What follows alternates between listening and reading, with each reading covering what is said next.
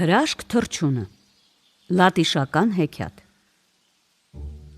Լինում է չի լինում մի թագավոր։ Նա ունենում է 3 տղա։ Մի անգամ թագավորի տղաները իմանում են, որ 7 սարի ետևում կա մի թռչուն, որը անում է այն ամենը, ինչ իրեն հրամայում է։ Թռչունն ապրում է ոսկե վանդակի մեջ, իսկ ոսկե վանդակը կախված է 3 կատար ունեցող լորենու ծառից։ Ամեն իրիկուն թռչունը վերադառնում է, որ գիշերի իր ոսկե վանդակի մեջ։ Եվ ամենագլխավորը, թռչունի ձախ թաթի ճանկին հագցված է մի փոքրիկ մատանի։ Ով որ այդ մատանին հանի նրա մատից, թռչունը կծառայի նրան։ Շատ շատերն են փորձել դա անել, բայց ոչ ոքի չի հաջողվել։ Թագավորի տղաներն էլ են որոշում իրենց բախտը փորձել։ Մեծ եղբայրը հրամայում է ձին թամբել, որ ճանապարհ ընկնի։ Փոքր եղբայրներն էլ են թամբում իրենց ձիերը և գնում են մեծ եղբորը ճանապարհ գցելու։ Կամրջի մոտ մեծ եղբայրը ցած է իջնում ձիուց։ Կամրջի վրա 3 նշան է անում սրով և եղբայրներին պատվիրում, որ ամեն օր գան և իր նշաններին նայեն։ Եթե նշանները սպիտակ լինեն, ուրեմն իրեն ոչ մի վտանգ չի սպառնում, իսկ եթե կարմրեն, թող եղբայրները շտապեն օգնության։ 9 օր հետո մեծ եղբայրը գալիս է 7 սարի ետևում գտնվող թագավորությունը։ Ուղիղ մտնում է թագավորի պալատն ու հայտարարում. «Եկել է թռչունը տանելու»։ Թագավորը լսում է նրան, մտախոհ տարուբերում գլուխը և ասում. «Վայ տղաս, ո՞նց պիտի դու բռնես այդ թռչունին, ախր դա հրաշք թռչուն է, շատ շատերն են եկել այստեղ, դեռ շատ շատերն էլ կգան, բայց ավաղ իզուր»։ Մեծ եղբայրը պատասխանում է թագավորին. «Ինչ լինում է թող լինի, ես գնում եմ»։ Մթնշաղին նա գալիս է այգի և զարմանում. Ուր է 3 կատար ունեցող լորենին։ Փնտրում է, փնտրում, այս կողմ, այն կողմ, նայում է, նայում, չկա ու չկա։ Վերջապես նայում է խիտ կեչուտի կողմը, տեսնում է լորենու ծառը։ Շատ է ուրախանում թագավորի տղան։ Թփուտների միջով դուրս է գալիս մի բացատ, որտեղ կանգնած է լորենին, վրան էլ ոսկե վանդակը։ Բացատում շատ խիտ խոտ էր աճել։ Շուրջը լուռ էր, որովհետև թռչունը դեռ չէր եկել։ Թագավորի տղան թաքնվում է խիտ խոտերի մեջ ու սպասում։ Քիչ հետո ամբողջ այգին լցվում է ծլվլոցով, ճռվողյունով, ասես միանգամից հազարավոր թռչուններ երգեին։ Հենց այդ ժամանակ էլ գալիս է հրաշք թռչունը։ Նստում է ոսկե վանդակի վրա, նայում 4 կողմը և խեղճ ասում. «Բոլորը քնած են, միթե ոչ մի կենդանի արարած ինձ չի ասի. հրաշք թռչուն, դու էլ գնա քնիր»։ Եթե ամբողջ դժբախտությունը դրանում է, մտածում է մեծ եղբայրը, ուրեմն դժվար բան չկա։ Եվ ասում է. «Հրաշք թռչուն, գնա քնիր»։ Նույն վայրկյանին հրաշք թռչունը խփում է նրան թևով,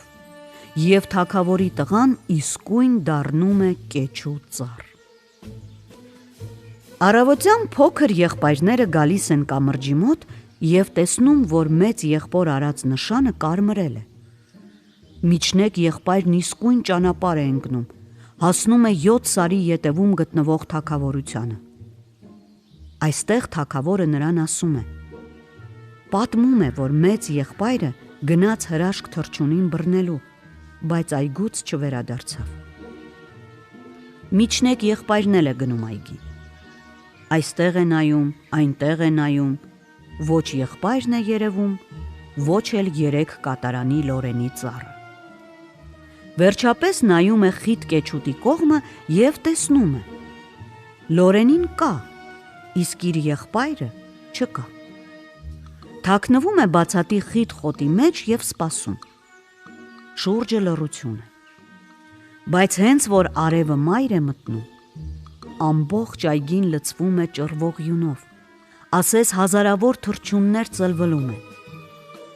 Հենց այդ ժամանակ էլ գալիս է հրաշք թռչունը։ Նստում է ոսկե վանդակի վրա, նայում չորս կողմը և խեղճ ասում. «Բոլորը քնած են, միթե մի կենդանի արարած չկա, որ ինձ ասի հրաշք թռչուն, դու էլ գնա քնիր»։ Միջնեկ եղբայրը լսում է, խղճում է նրան և ասում. «Հրաշք թռչուն, գնա քնիր»։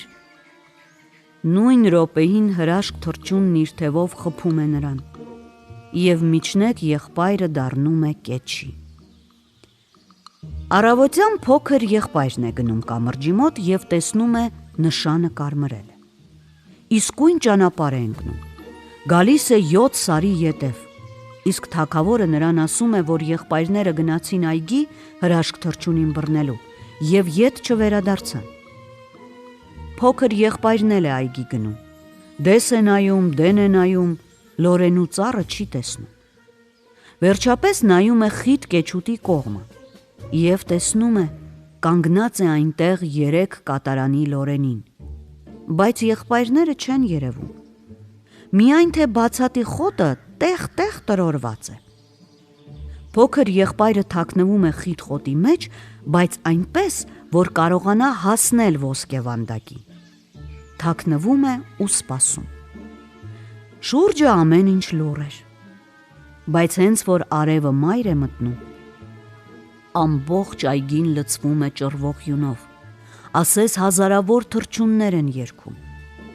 Հենց այդ ժամանակ էլ գալիս է հրաշք թռչունը։ Նստում է ոսկե վանդակի վրա, նայում չորս կողմը ու խեղճ ասում. «Էհ, բոլորը քնած են,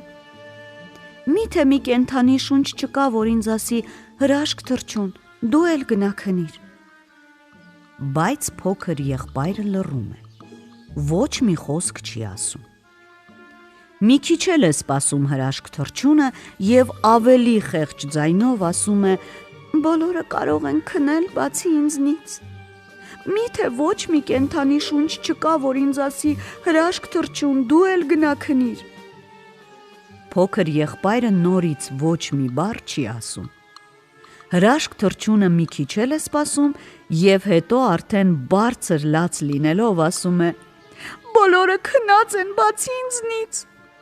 միթե ոչ մի կենդանի շունչ չի ասի հրաշք թռչուն, դու էլ գնա քնիր»։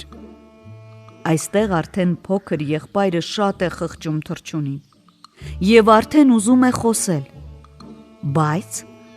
բարեբախտաբար հրաշք թռչունը ձանձրանում է բողոքելուց և մտնում է իր վանդակը։ Այստեղ փոքր եղբայրը գլխի է ընկնում, որ ավելի լավ է ինքը լռի։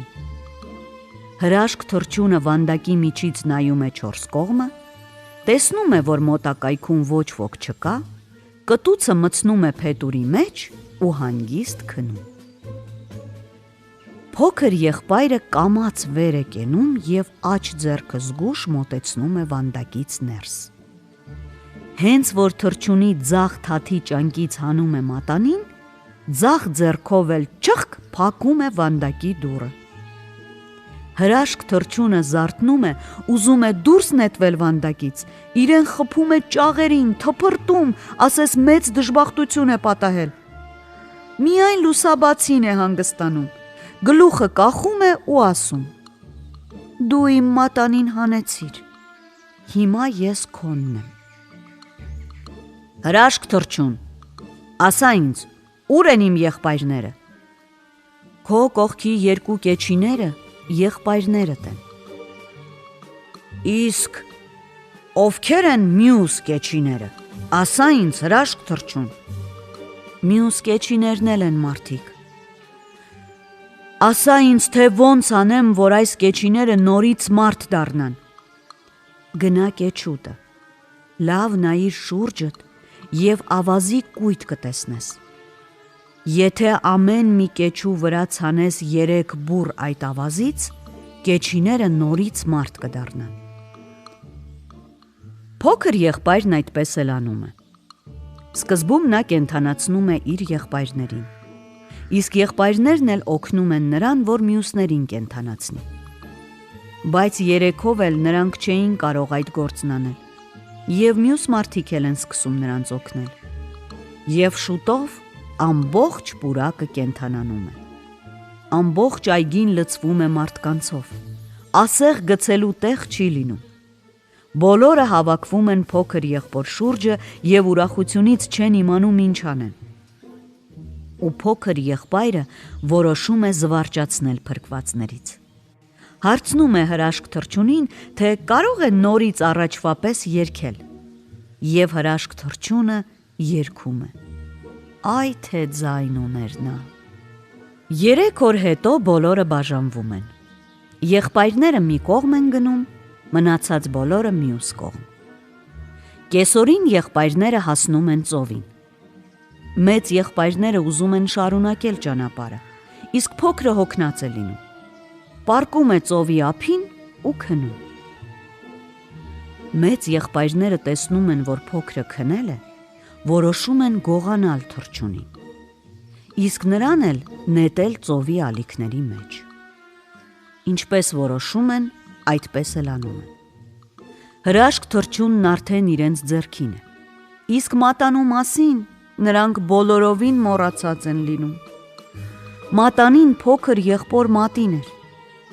Մեծ եղբայրները վերադառնում են իրենց պալատը և հոր մոտ գլուխ են գովում, թե ինչպես են ձեռք բերել հրաշք թռչունին։ Փոքր եղբորն էլ ոչ տեսել են, ոչ էլ լսել նրա մասին։ Մեծ եղբայրները կարծում էին, որ հրաշք թռչունը իրենց համար ինչ ասես կանի, բայց դե հրաշք թռչունը առանց մատանու ոչինչ չէր ուզում անել և տխուր տրտում նստած էր։ Անհոգ ու երջանիկ ապրում են մեծ եղբայրները, իսկ ծեր հայրը ամեն անգամ փոքր տղային հիշելիս դառը լաց էր լինում։ Բայց ծերունին իզուր էր լաց լինում։ Նրա սիրելի տղան չէր խեղդվել ծովի խորքում։ Ջրահարսներն իրենց թեթև ձեռքերով գրկել էին նրան ու տարել ծովի թագուհու սաթե դղյակը։ Թագուհին շատ է հավանում գեղեցիկ պատանու, ամուսնանում է նրա հետ։ Նրանք շատ երջանիկ են ապրում։ Բայց մի անգամ ջրահարսները ասում են, որ իրենք լսել են ծեր թագավորի աղյողոր լացը։ Տղան շատ է խղճում հորը, որոշում է կարճ ժամանակով հեռանալ դղյակից, մխիթարել հորը և նորից ետ գալ։ Ու շփում է հրաշք թռչունի մատանին։ Նույն ակնթարթում մատանին դառնում է ոսկե կամուրջ, որը ձգվում է սաթե դղյակից մինչև թագավորի պալատը։ Հայրը տեսնում է տղային ողջ ու առողջ և չի իմանում ինչ անի ուրախությունից։ Հենց այդ ժամանակ հրաշք թռչունը երգում է ու թագավորին պատմում, թե ավագ եղբայրները ինչպես են վարվել փոքր եղբոր հետ։ Նրանք էլ ընկնում են հոր ու փոքր եղբոր ոտքերը և խնդրում ներել իրենց։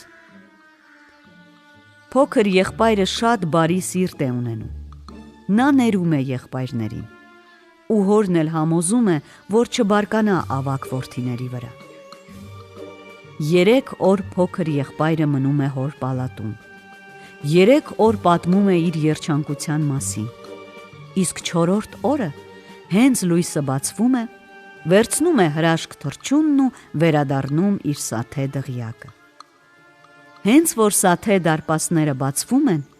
ոսկե կամուրջը նորից դառնում է մատանի։